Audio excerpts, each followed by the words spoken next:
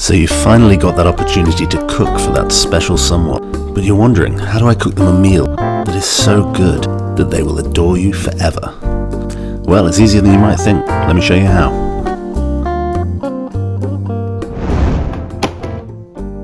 We're going to start with one of the best pieces of meat that you can share as a couple, a Tomahawk Steak. Now this Tesco Finest one is currently 30% off in Tesco for a Valentine's Day special. So if your significant other likes a bargain as much as mine does, this will only heighten the experience. You just pull out that shining hunk of meat and we're going to give it some salt. There's no need to overcomplicate this by adding anything else, just simple salt will do. I'm using salt flakes here, and the great thing about these is you can't oversalt it.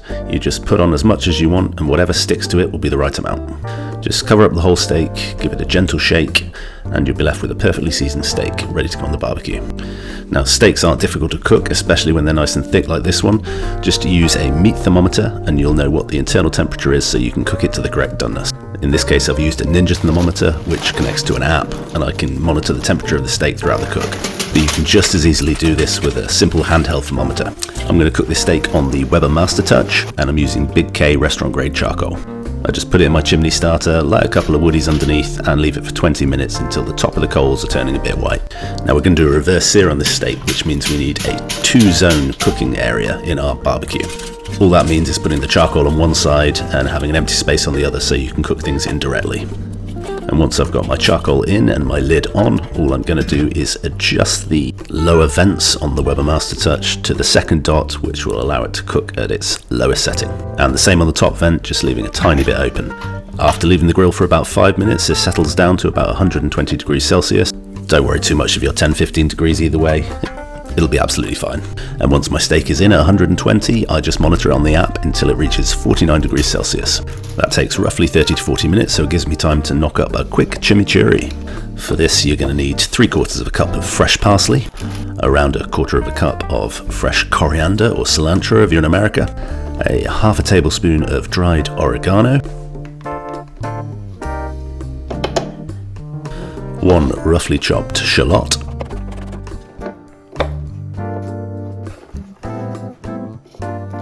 either 3 cloves of fresh or 1 tablespoon of very lazy garlic, 1 tablespoon of capers, a large pinch of salt,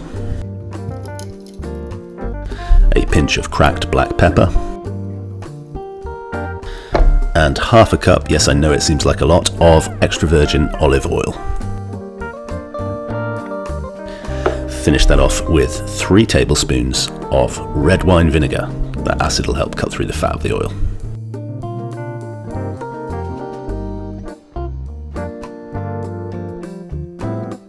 And then we're ready to blend it up. Now with this you're looking to chop it all into small chunks and blend it all together, but not turn it into a mush.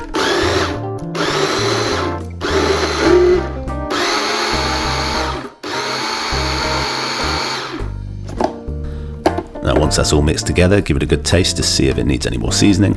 In my case it needed a bit more salt. And you'll be left with this delicious chimichurri, perfect for going on steak. Now a steak is wonderful, but we really want to impress, so we're going to bake a whole camembert to dip into. Just score the skin, rub on a little bit of olive oil, add a nice pinch of your trusty salt, put some chopped garlic on top to make those later on kisses extra fragrant.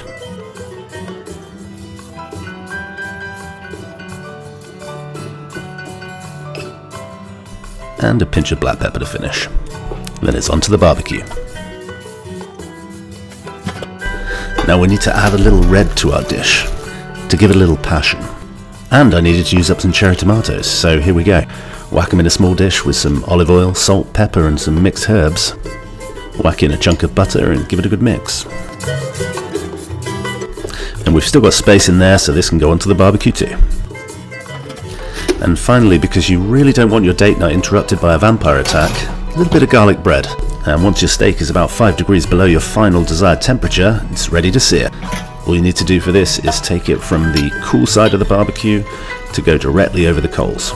The fat will drip down a little bit, the flames will come up and it'll give it that nice crust. Just around 1 minute each side would be absolutely fine.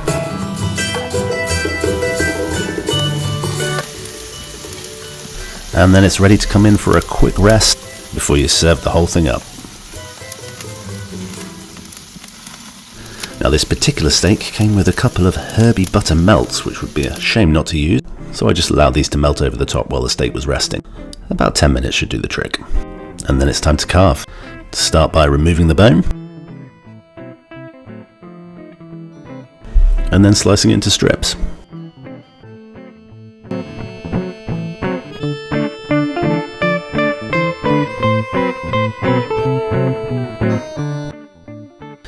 And your delicious, buttery, perfectly barbecued steak is ready to serve.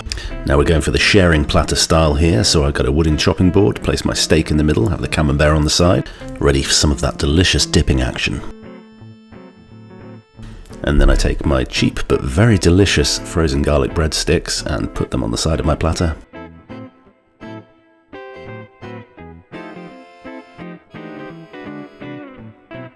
Present the tomatoes to one side because they were a bit of an afterthought and don't fit on the platter. And then top the steak with some of that delicious chimichurri.